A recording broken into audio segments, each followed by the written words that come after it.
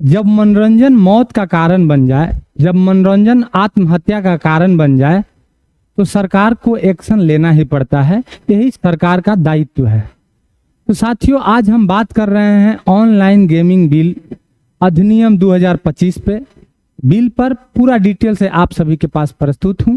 आप लोग इस कड़ी का स्वागत कीजिएगा और लास्ट में कमेंट जरूर कीजिएगा कि अगला कड़ी क्या हो सकता है, अगला किस टॉपिक पे मैं वीडियो बनाऊं। तो साथियों, ये ऑनलाइन विधेयक जो है ऑनलाइन गेमिंग बिल अधिनियम 2025, ये मानसून सत्र में डॉक्टर अश्विनी वैष्णव के द्वारा 20 अगस्त को लोकसभा में लाया गया और लोकसभा में 7 मिनट के अंदर पारित हो गया और साथ ही 21 अगस्त को राज्यसभा में लाया गया और वहां भी बहुत कम समय में पूर्ण बहुमत के साथ पारित हो जाता है और 22 अगस्त को प्रेसिडेंट राष्ट्रपति के सिग्नेचर के बाद यह अधिनियम बन जाता है, यह एक्ट बन जाता है और भारत में पूर्ण रूप से काम करने लगता है।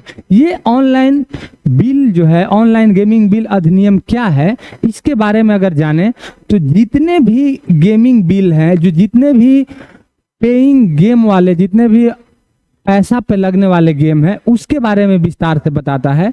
तो ये है ऑनलाइन पेइंग गेम पर पाबंदी करने वाला बिल। तो इसमें क्या है कि 2-3 पहलू बनता है। पहला, एक जो ऑनलाइन गेमिंग बनाता है कंपनियां, उसके लिए, दूसरा है भारत के नागरिक के लिए और तीसरा सरकार का पहलू। तो आज हम इसका पूर्ण रूप से विस्तार से चर्चा करेंगे कि ऑनलाइन जितने भी गेमिंग कंपनियां हैं उनका क्या कहना है, ये बिल आया तो क्या कह रहा है।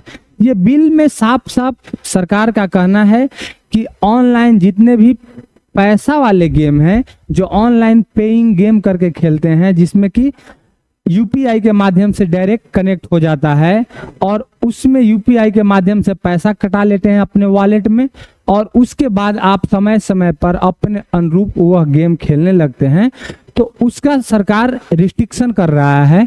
ऐसा क्यों कर रहा है? ये सरकार का कुछ मान्यताएं हैं और कुछ कंपनी का कहना है। तो ये तो सरकार पारित कर दिया कि ऑनलाइन जितने भी पेइंग गेम हैं सब बंद हो जाएंगे, जैसे MPL वगैरह, 11 सर्किल वगैरह। तो सबसे पहले ऑनलाइन गेमिंग कंपनियां क्या क्या कहना है कि गेमिंग स्टॉक नीचे चला जाएगा, जिसमें जो है भारत के लोगों का पैसा लगा है, कुछ कंपनियों का पैसा लगा है, उसको मैन्युफैक्चरिंग बनाने में पैसा लगा है, वो सब बर्बाद हो जाएगा। उनका कहना है कि इसी पिछले वित्तीय वर्ष में आपने हम पर 28% GST थोपा, हमने उसको माना और आपने कहा कि इसको बढ़ावा दें, आगे बढ़ाएं।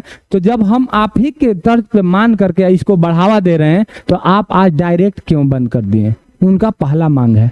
दूसरा बात है कि इससे 20,000 सरकार को टैक्स आ रहा था, 20,000 करोड़ सरकार को टैक्स आता था ऑनलाइन जितने भी गेमिंग कंपनियां हैं, जैसे MPL हो गया, 11 सर्किल हो गया, रम्मी हो गया, ये सब मिलाकर के 20,000 टैक्स आ रहा है। क्यों? क्योंकि 28% GST लग रहा है और 30% टैक्स अतिरिक्त है, जो व्यक्तिगत रूप से यदि आप MPL पर 1 करोड़ रुपया जीतते हैं तो आपका 30% सरकार को जाएगा। ये इससे भी सरकार के अलग से बेनिफिट था। 2 लाख रोजगार था, 2 लाख इसमें डायरेक्ट या इनडायरेक्ट रूप से रोजगार उत्पन्न था, जिसमें लोग को रोजगार मिल रहा था अपना परिवार चलाने के लिए। उसके साथ साथ 25,000 करोड़ FDI इसमें पैसा लगाए थे। FDI मतलब फॉरेन डायरेक्ट इन्वेस्टमेंट, मतलब विदेश का डायरेक्ट पैसा इसमें इन्वेस्ट था ताकि इसको भारत में फलीभूत करें। तो ये सरकार की कंपनियां का कहना है कि ये वापस ले लेंगे, इससे लॉस होगा और दूसरे देश के नागरिक या दूसरे देश की संस्था भारत में पैसा लगाने से एक बार सोचेगी। ये सारा बात। और साथ ही 400 स्टार्टअप कंपनियां स्टार्ट किया था ऑनलाइन गेमिंग में। तो ये सब सारी दलील जो है कंपनी के तरफ से था। और दलील था कि जब आप इस पर बिल ला ही रहे थे तो एक बार हमारी कमेटी से, मतलब हर एक चीज का संस्था होता है, जैसे टीचरों का समूह का संस्था है, छात्रों का संस्था है, पार्टियां का संस्था है, उसी प्रकार से कंपनी का भी संस्था होती है। अलग अलग टेक्सटाइल उद्योग के संस्था अलग है, उसी प्रकार से गेमिंग ऐप जितने भी थे उसकी संस्थाएं थी। उन लोग से आप एक बार भी बात नहीं किए और तुरंत बिल को ला दिए और पारित भी कर दिए। ये कहीं ना कहीं मेरा घाटा है। साथ ही अगर आपको लाना भी था तो ये धीरे धीरे करके, मतलब समय के अनुरूप धीरे धीरे करके इसको खत्म कर देते हैं। ये डायरेक्ट लाना कहीं ना कहीं भारत के जीडीपी में, भारत के अर्थव्यवस्था में और भारत के पॉलिसी में घाटा का सौदा है। दूसरे साथ साथ ये व्यापारिक स्वतंत्रता की भी बात करते हैं कि भारत में आर्टिकल 19 के अंतर्गत व्यापारिक स्वतंत्रता की बात किया जाता है कि हम मुख्य रूप से किसी भी क्षेत्र में व्यापार कर सकते हैं। तो ये कहीं ना कहीं सीमित किया जा रहा है, लेकिन उसी में टर्म एंड कंडीशन है कि आप देह व्यापार या नशा का धंधा नहीं कर सकते हैं। वो सरकार और समाज समय के अनुरूप बनाते रहता है। जैसे नशा का धंधा नहीं कर सकते हैं आप, ड्रग्स, गांजा या अफीम नहीं बेच सकते हैं, लेकिन वही सरकार शराब बेच सकती है। शराब बेची जा रही है, सरकार उसका प्रचार प्रसार भी कर रहा है। यहाँ तक कि सरकार, झारखंड का गवर्नमेंट उस पर अलग से उसका अपना कमिटी बनाया है, अलग से उसका संगठन बनाया है। तो ये सरकार पे और समाज पे डिपेंड करता है कि कौन बिजनेस, कौन व्यापार करना है, नहीं करना है। तो इसी को नजर रखते हुए सरकार ने इस पर बिल लाया। अब बात करते हैं भारतीय नागरिक का, कि भारतीय नागरिक को ये जो गेमिंग बिल थे, जो जितने भी गेमिंग कंपनियां थी जो पैसा ले करके गेम खिलाती थी, वो क्या प्रभावित कर रहा था। तो 45 करोड़ नागरिक जो थे डायरेक्ट या इनडायरेक्ट रूप से प्रभावित थे। मतलब कि यदि हम एमपीएल पर अपना पैसा लगा रहे हैं और लॉस कर रहे हैं तो मेरा परिवार भी उसका भुक्तभोगी होगा। उस सब मिलाकर के 45 करोड़ से ज्यादा लोग ये प्रभाव में थे और कहीं ना कहीं वे मानसिक रूप से, आर्थिक रूप से बेहाल थे और आत्महत्या की शिकायत आ रही थी, मानसिक तनाव का शिकायत आ रहा था। अब ये ध्यान में रखते हुए सरकार ने ये बिल को लाया। ऐसा सरकार का कहना है।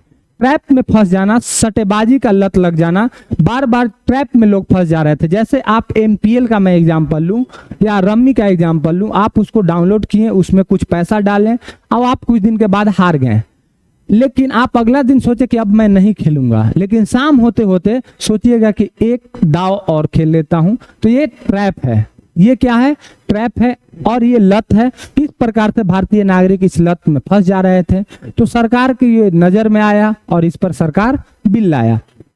ड्रग्स, उधार, नशा जैसे लत में, ड्रग्स भी, इसके माध्यम से जो लोग पीड़ित थे, जो लोग पैसा अपना गवा लिए थे, ये किसी से उधार लेकर के, फूफा जी से, मामा जी से, चाचा से, पड़ोसी से उधार लेकर के जो लोग पैसा इसमें लगा करके गवा ले रहे थे, तो वो अपने आप को संतुलित रखने के लिए या भुलाने के लिए ड्रग्स का, नशा का सेवन करने लगे थे और ये डोपामाइन रिलीज करवा रहे थे ताकि उसको संतुष्टि, कुछ देर के लिए नींद आ सके। तो ये सब सारी समस्या को ध्यान में रखते हुए सरकार ने ये बिल लाया था। अब हम साथियों बात करते हैं टाइप ऑफ गेम का, कि भारत में नहीं, वर्ल्ड में कितने प्रकार के ऑनलाइन गेमिंग है जो हम ऐप के माध्यम से खेलते हैं। तो पहला है RMG, रियल मनी गेम। ये है रियल मनी गेम। का मतलब क्या होता है? Real money game, real money game का मतलब होता है कि इसमें सही में पैसा लगेगा। वर्चुअल में भी कुछ कुछ गेम में पैसा लगता था, जैसे ही आप डाउनलोड कीजिएगा 10,000 कॉइन्स आपको मिल जाएगा, आप खेलते हैं, आगे बढ़ते हैं। तो ये लेकिन रियल है। ये डायरेक्ट आपको यूपीआई से कनेक्ट करना पड़ेगा और अपने पैसा को वॉलेट में रखना होगा और उसके बाद फिर आप इस गेम को खेल सकते हैं। उसमें से ये गेम है dream 11, 11 circle, rummy, ludo, poker. ये सब गेम आपकी पैसा को बर्बाद कर रहे थे, कहीं ना कहीं आप ट्रैप में फंस रहे थे। ये आपकी फायदा के लिए नहीं बनाया गया था, ये कंपनियों के फायदा के लिए बनाया गया था। साथियों, आपका भी दोस्त, मित्र या परिवार में कोई सदस्य जरूर ये सब से प्रभावित हुए होंगे, RMG गेम खेल रहे होंगे। दूसरा गेम होता है कैजुअल या सोशल गेम, जो सिर्फ खुशी के लिए, समय पास करने के लिए या फोकस के लिए या मन को बस बहलाने के लिए खेला जाता है। उसमें से फ्रूटी निंजा है, जो फ्रूट को काट करके जूस नीचे बनाते हैं, कैंडी क्रश है, कार रेसिंग है, मोटरसाइकिल रेसिंग है, एंग्री बर्ड्स है। ये सब गेम जो है कैजुअल है और सोशल गेम है, जो कि आसानी से लोग खेल लेता है। इससे कोई लाभ या हानि नहीं होती है, सिर्फ ये मनोरंजन के लिए है। अगला आता है ई स्पोर्ट गेम। इसका सरकार जो है बढ़ावा दे रही है, सरकार का मानना है कि इसको खेलने से लोग डिजिटली होंगे, डिजिटल साक्षर होंगे डिजिटल साक्षर होंगे, ये इसका मानना है सरकार का। तो ये स्पोर्ट गेम जो है call of duty, BGMI, free fire, ये सरकार का मानना है और ये सरकार इस पर कभी कभी टूर्नामेंट भी कराएगी, कोई संस्था के अंतर्गत टूर्नामेंट करवाएगी, कुछ इनाम भी देगी। मतलब सरकार ई स्पोर्ट को बढ़ावा दे रहा है। ये फ्री फायर हो गया, बीजीएमआई हो गया, कॉल ऑफ ड्यूटी हो गया, ऐसे तमाम गेम है जिसका बढ़ावा दे रही है, क्योंकि सरकार को लगता है कि इससे लोग, बहुत सारे स्टूडेंट या बहुत सारे बच्चे तो मोबाइल इसलिए लिवाते हैं ताकि गेम खेल सकें। तो एक तरह से गेम खेलने के क्रम में वो डिजिटल रूप से साक्षर हो जाते हैं। साथियों, अगला में क्या है कि सरकार का क्या नियत है, इस पर सरकार का क्या क्या कहना है। तो सरकार इसके लिए सबसे पहले रेगुलेटिंग अथॉरिटी बनाया है, जो समय पर जो है इस गेम को परिभाषित करते रहेगा और उस पर लगाम लगाएगा। उसके लिए गेम अथॉरिटी ने जुर्माना भी तय किया है कि जो व्यक्ति या संस्था अगर इसका ऐप को डेवलप कर रहा है तो 3 वर्ष की जेल हो सकता है। किसके लिए? RMG के लिए, माने रियल मनी गेमिंग के लिए 3 वर्ष का जेल, 1 करोड़ का जुर्माना। साथ ही विज्ञापन पर, जैसे विराट कोहली देखे होंगे, रोहित शर्मा को देखे होंगे, ये सारे तमाम खिलाड़ियां जो है 11 सर्किल, MPL, ये सब का प्रचार करते रहते हैं, ड्रीम 11, ये सब का प्रचार करते हैं, उस पर इन लोगों को 2 करोड़ का जुर्माना लग सकता है।